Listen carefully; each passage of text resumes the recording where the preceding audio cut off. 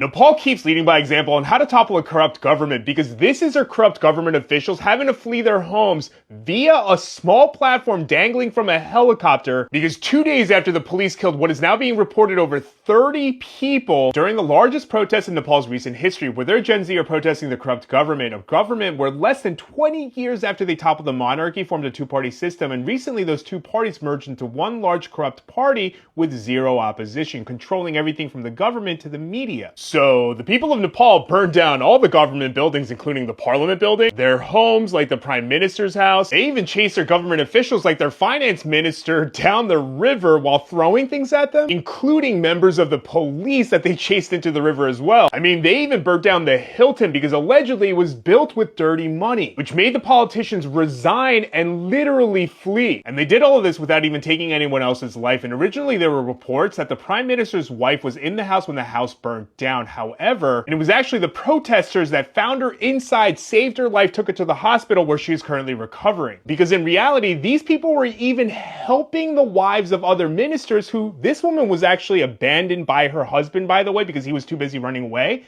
They didn't harm her, they actually helped her get to a hospital. And because the toppling of the government was reactionary, as in that it wasn't planned ahead that they were going to, but it was in reaction to the fact that the police were taking their lives, rioters and looters saw an opportunity and joined in, and they were actually the ones that set a lot of the fires. And I did see a bunch of videos of people that were way older than Gen Z that were breaking into abandoned police stations, stealing guns and ammo, and the night that the parliament burned down, it did get a little dark in Nepal. But the next morning, the Nepali people, and I'm not talking about a couple, I'm talking about hordes of people, like the majority of people came out and they started to rebuild Nepal. No, I'm talking like people literally came out and started to rebuild Nepal. And that includes the Gen Z protesters tracking down and finding everyone who stole and looted stuff and publicly forcing them to go return it to the businesses that they stole it from. Like, the people of Nepal protested peacefully. They effectively created damage without doing harm. Then they're fixing and repairing everything that was broken and then holding their own people accountable for their crimes. Rest of the world, I need everyone to take note.